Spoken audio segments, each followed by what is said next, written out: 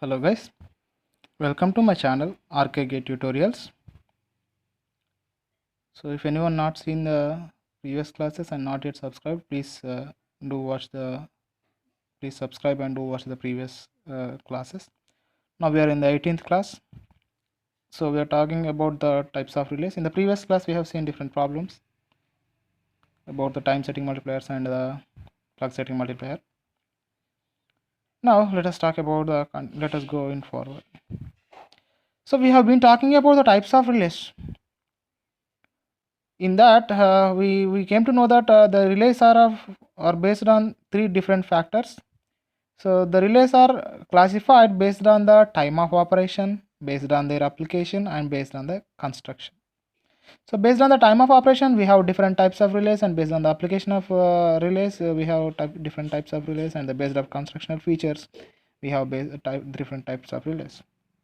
So here we have seen this so far, which includes the time setting multiplier and plug setting multiplier, etc. We have seen different relays also: instantaneous relays, rate definite relays, inverse relays, IDMT relays, like that different relays we have seen.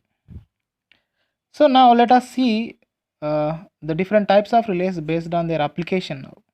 So these are of 5 types. First one is overcurrent relays. Overcurrent relays. Second one is over voltage relays. Over voltage relays. Third one is distance relays. These are very important. Distance relays, you will get maximum problems from this. And next one is differential relays.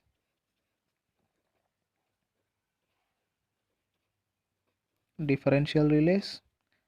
And finally reverse power relay.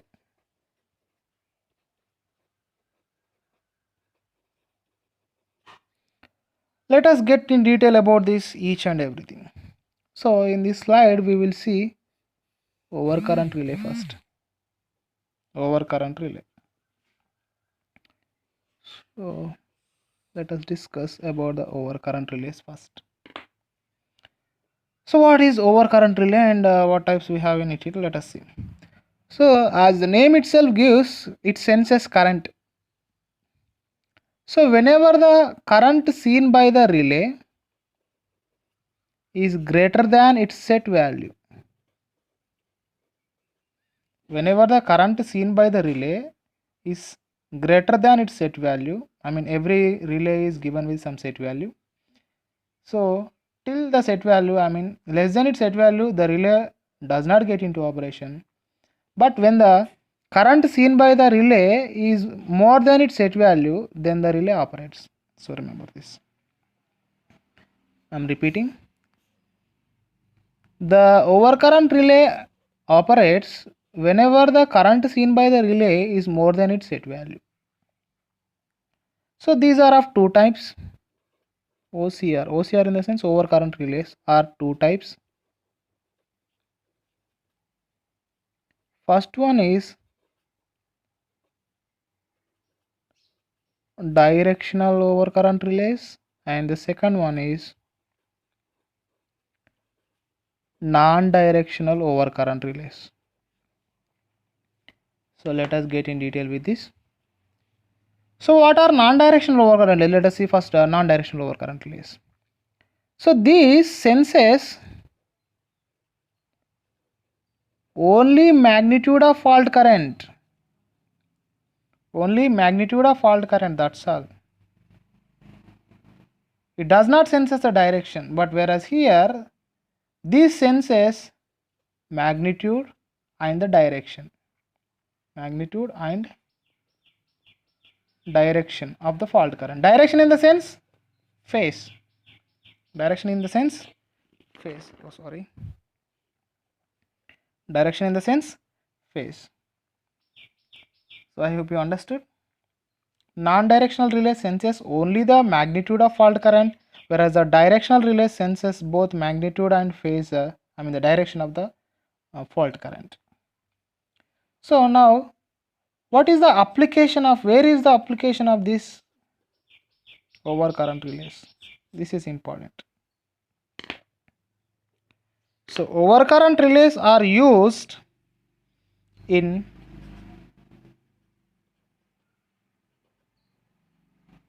distribution network and sub-transmission network. Overcurrent relays are used in distribution network and sub-transmission networks. I hope you are clear. Now let us go to the next slide. Second one is over voltage relays. Second one is over voltage relays. So like overcurrent relay, if the voltage seen by the relay is more than its set value, then the overcurrent relay operates. That's all. So where do we use this overcurrent relays, over voltage relays then? Simple. The over voltage relays are used in protection of, its application is in protection of alternators,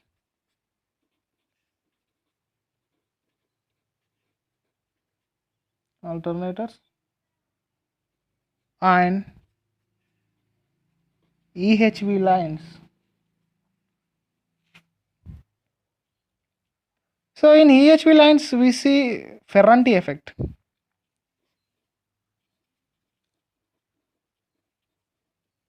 I hope you might be knowing what is Ferranti effect.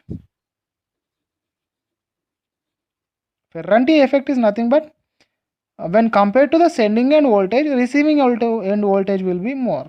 That nothing but over voltage. That causes over voltage. So like that. So it is used for the protection of alternators and EHV lines. I hope you are clear now. Now let us talk about the next one. We will keep it here only because we have to see this. Now second one is also completed. Now go to the third. See, that is distance relays.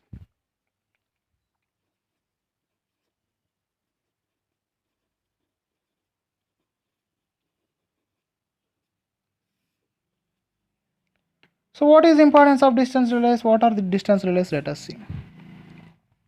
So like over voltage means depends on voltage, over current means it depends on currents. It depends on currents. So likewise the distance relays.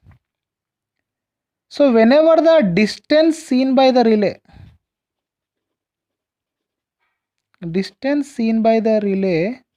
is less than its set distance, whenever the distance seen by the relay is less than its set distance, then the distance relay operates. What is meant by distance? Distance in the sense impedance, admittance and reactance. Impedance, admittance and reactance. Remember this. I'm repeating. The distance relay operates whenever the distance seen by the relay is less than its set distance. I hope you understand this. Now, so where we use this distance relays? Its application. Where we use this distance relays? Application. We use the distance relays to protect transmission system, transmission lines.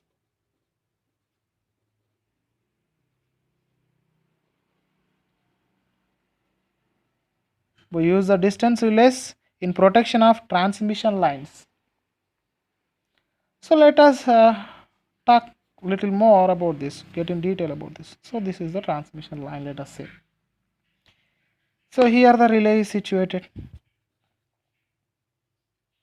So whatever the distance relay, will be having different distance relays. We will get in details about those. So whatever the distance relays, those distance relays are going to sense the V by I ratio. So this bus is facing some voltage. This is a nominal voltage, and during normal condition, the current flowing, let us say I steady state current. Now the impedance, steady state impedance, nothing but the set value, Z set is nothing but it is the ratio of voltage on the steady state current. What happens when the fault occurs? Let us talk. What happens when fault occurs? So when the short circuit fault occurs, so let us say here the short circuit fault occurs. So this is the voltage, this will be the voltage seen by the relay, and the fault current, this is the fault current that flows through like this. So fault current is more when compared to the steady state current, which means ZF will be V by IF. As the fault current is more in magnitude, the fault impedance will be less. So ZF is far less than Z set. From here we can conclude, whenever the distance seen by the relay, nothing but the fault distance, is less than its set value, set distance, then the distance relay gets operated. I hope you understand. So relay senses impedance in both the cases. Remember that. Now we have three types of distance relays.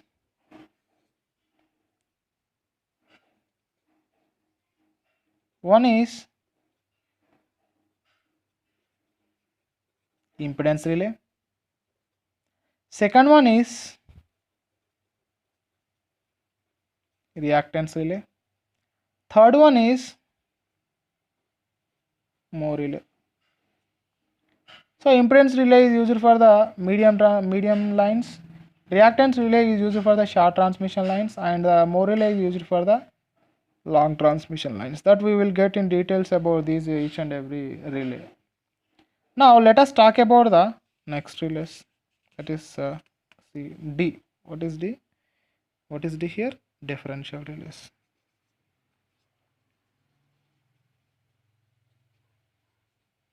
Differential relays. So what is the specialty of these relays? So differential relays are used in protection of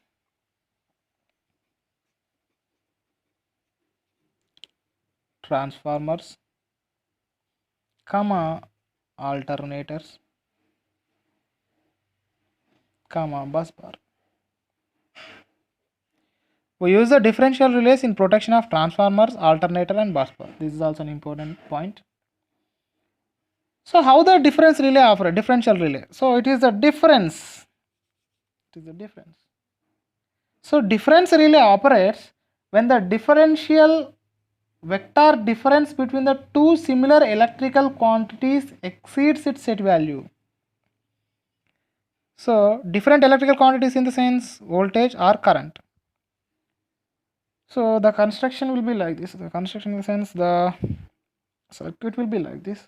So this is the CT and this is the CT on the second side. So this is the equipment we want to protect. In between we will be having the equipment, electrical equipment. So to the secondary of the CT we will connect the relay coil.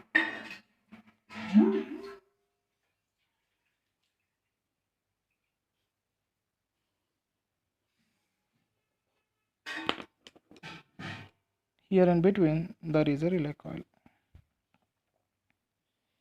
So in the normal operating condition, what happens? The current flows like this.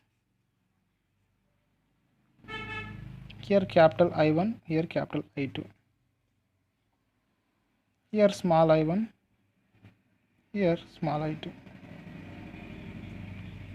So this is I1, this is I2. The vector difference is a relay coil. The vector difference, the relay coil will see I1 minus I2 or V1 minus V2 if it is in case of voltage differential relay. So if this differential, if this vector difference is 0, then it does not operate. But when the relay coil experiences the differential quantities, I mean the differential value, then automatically the differential relay get into picture and operates. I hope you understand what is the differential relay. It is used for transformer protection, alternator protection, and bus bar protection. Remember this. And last, let us discuss about the reverse power relay. Reverse power relay. So what is reverse power relay then? So it will operate whenever the power seen by the relay is more than its set value in the set direction. It will sense the direction is well extra.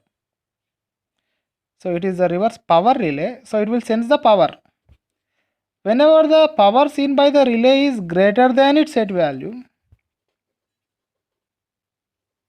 and in set direction, this is important here, then the relay gets into operation.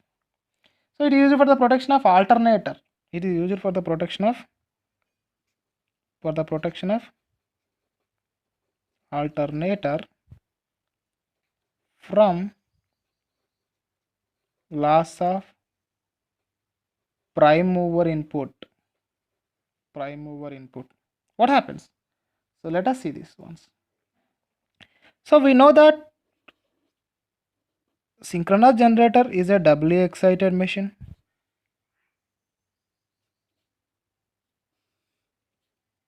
Let us say here is the load. It is a doubly excited machine. So here the field will be there which provides flux. This is a DC, and here P mechanical input will be given through the prime mover.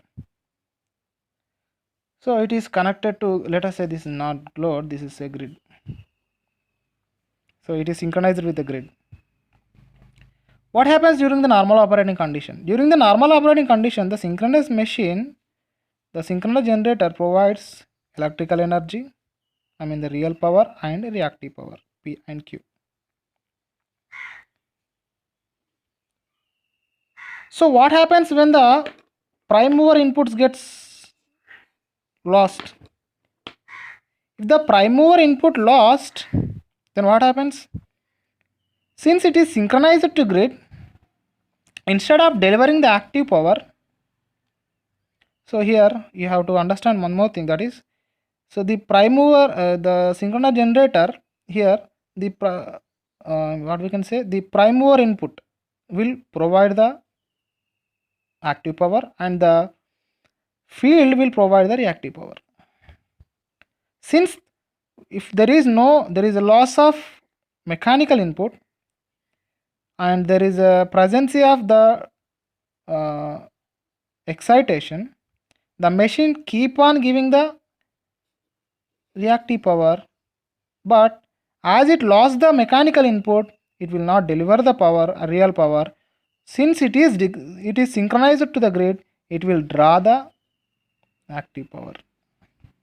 Instead of producing and giving to the grid, it is drawing the active power from the grid, which means it is acts as the synchronous generator acts as a synchronous motor in this situation. So to avoid this, we use here the reverse power relay. So whenever the power is in reverse, then automatically the relay gets into operation and it will give the trip signal so that the circuit will be broken here.